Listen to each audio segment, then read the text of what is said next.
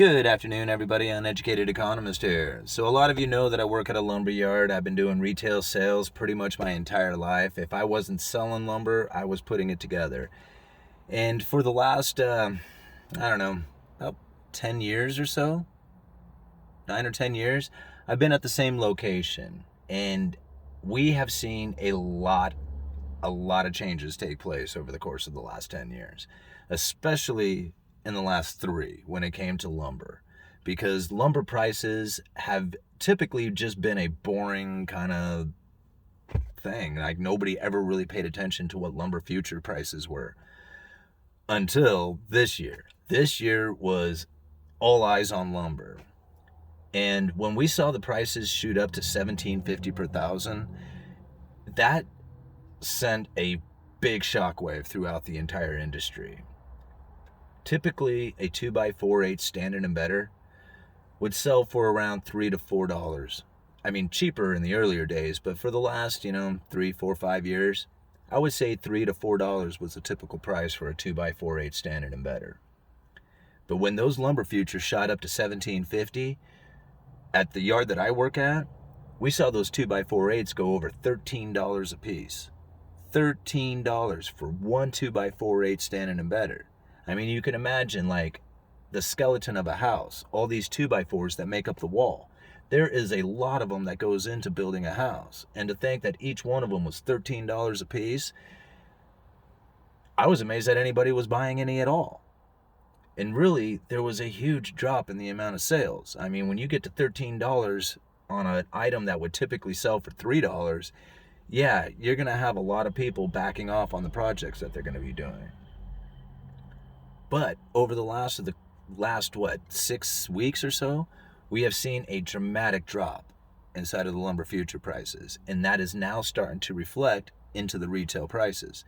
And now I put out videos talking about this. As soon as I saw the lumber futures change and I knew that there was going to be a drop in the lumber prices, I said it then, that people are not going to be satisfied with how quickly the prices are dropping.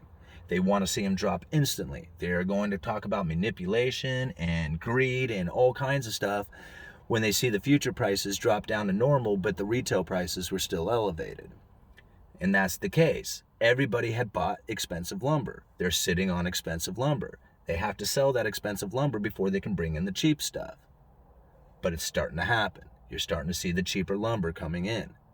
And in fact, we have brought in some 2x4/8 standard and better lumber that has now got our retail, which was at 13 something just a few weeks ago, a month and a half ago, is now at $4.24. One 2x4/8 standard and better, $4.24. That is the same price that we were selling them for in July of 2018. Okay. If you're looking at 2x4/8 standard and better, you're going to see that those prices have returned to normal. And I mean the normal price that they were prior to everything going down, prior to COVID, prior to 2019 curtailments, prior to all that stuff. 2x4s were selling for $4.29 in July of 2018. July of 2021, we have them at $4.24. It's back. Is all the lumber back? No. But a lot of it is, and it's starting to come back, and it's getting cheaper and cheaper. Even the plywoods we're starting to see drop dramatically. We had CDX, half-inch CDX, which is the most common sheathing for the exterior sheathing for a home. So if you can imagine the 2x4s being the skeleton, then the half-inch CDX, that's like the skin that goes on the outside before all the doors, windows, siding goes in. Half-inch CDX topped out at like $86, $87 a sheet, is now at $66 a sheet. Now that is still extremely high comparatively to the $20 a sheet that would be considered normal, but give it some time. I mean, I don't know if we're going to get back down to the $20 a sheet, but it's probably going to be a lot better than 66 come a couple of weeks from now. So if you're looking to do your projects, if you were holding off, waiting to frame that garage or do that addition, I would get ready. The prices have come down. 2x4s are showing a normal price again. I don't know how long this will last. If we have the mill curtailments taking place up there in Canada with Canfor, I can only imagine that it may start leading into other mill curtailments. If that takes place, then you're going to start seeing the inventory tighten up and prices go back up again. How long that takes, I couldn't tell you, but I would imagine over the course of the next 3 months, you're going to see some pretty low prices in lumber. After that, I couldn't tell you where they're going to go. So lumber is no longer the issue. I wouldn't even worry about lumber anymore. I mean, it's not even something to even think about like it was 6, 7, 8 months ago. The bigger concern right now is going to be food. Food is going to come up in short supply. Just like everything else out there, food has not been hit with that supply chain shock shortage like everything else seems to have. Yes, we are seeing, things come up in short supply. We are finding things that are coming off the shelf a lot easier and not being replenished. But we are nowhere near the critical food shortages that we will be experiencing at some point in the future. I mean, I feel it coming. I don't know what you guys feel, but that's what I feel coming. And I said it in a video a long time ago. Your time to prepare is gone. If you were not prepared or already prepared or close to being prepared, you have missed out on your opportunity. Because preparing from this point on is going to be very difficult and very expensive. I said it back then that it was going to be difficult to prepare, and the shortages started coming in. I mean, could you still do it? Yeah, you bet. If you had the money, yeah, you can still do it today. But your time is gone. If you aren't doing it right now, you will not have the time. So, good luck with that, guys. I saw this last year. I knew there was something that was going to come up. I didn't know exactly what, but I knew that you had to get ready. And now my wife, she can can. She can can anything. You bring her 100 pounds of, I don't care if it's fish or vegetables or whatever, it doesn't matter what it is. If it can be canned, she can can it and she'll have it done by the end of the day. Knowing this, last year, I went and bought 2 cases of wide mouth lids and rings.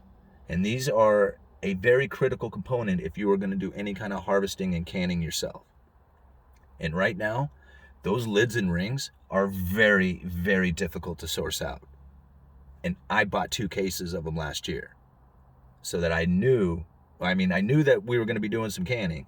I'm certainly not doing that much canning, but I knew these things were going to come up in short supply because everything was coming up in short supply.